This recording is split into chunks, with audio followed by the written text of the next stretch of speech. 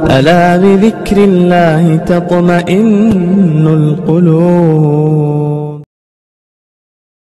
جنگ آزادی میں حضرت مولانا حسین احمد مدنی رحمۃ اللہ علیہ نے تحریک ریشمی رومال شروع کی تھی ملک کی آزادی کے لیے، اور یہ تحریک کیا تھی؟ ایک ریشمی رومال پر قرآنی آیات اور احادیث لکھی گئی تھی اور کچھ نہیں، اور اتنی زیادہ مضبوط دلائل اس میں پیش کیے گئے تھے کہ جو تحریر یہ پڑھ لیتا یا سن لیتا اسی کا ہو جاتا، لیکن یہ تحریر سخت ترین ناکام ہوئی۔ تقریباً 20,000 علماء کو گرفتار کیا گیا لاہور سے دلی تک، اور سب کو پھانسی دے دی گئی۔ اس کی بنیادی وجہ یہ تھی کہ اس راز کو مسلم معاشرہ راز نہیں رکھ سکا، اور یہ تحریک معمولی تحریک نہیں تھی۔ اگر یہ تحریک کامیاب ہو جاتی، انگریز مورخ خود لکھتے ہیں کہ برٹش جھنڈا اتر کر اسلامی پرچم لہرا جاتا، یہاں نہیں برطانیہ میں۔ اس تحریک میں اتنی زیادہ قوت تھی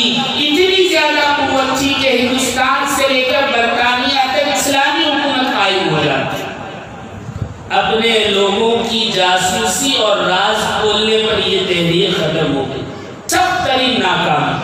اسی طرح تحریک خلافت چلی تھی ہمارے اسی ملک میں۔ ترکی حکومت کے آنے سے پہلے خلافت قائم تھی جو حضرات صحابہ سے چلی آئی تھی۔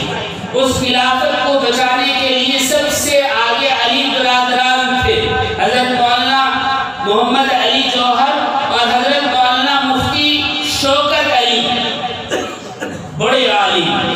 اس تحریک کی ناکامی کی بھی وجہ یہی تھی کہ اس میں اپنے لوگوں نے راز فاش کیا۔ اس زمانے میں ہندوستان سے مسلمانوں نے جو کچھ تحریک خلافت کے لیے قربانیاں دی، آج بھی اس کی ایک بڑی تاریخ ہے۔ لیکن مولانا محمد علی جوہر نے کہا کہ یہ تحریک تو ناکام ہو گئی، لیکن جو آگ میں نے لگائی ہے اسے سرد نہیں ہونے دوں گا، اور پھر آپ نے اس کا رخ ملک کی آزادی کی طرف موڑ دیا۔ یہی وجہ ہے کہ بہت جلد قریباً 45 سال کی جدوجہد میں ملک آزاد ہوا۔ آپ سمجھ سکتے ہیں کہ کتنا بڑا نقصان ہوا۔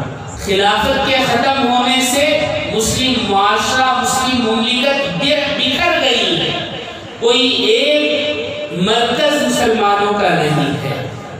یہ کس وجہ سے؟ اس لیے کہ ہم اپنے بھائی کی برائی کو تلاش کرتے ہیں، دوسروں تک پہنچا دیتے ہیں، صرف اس وجہ سے۔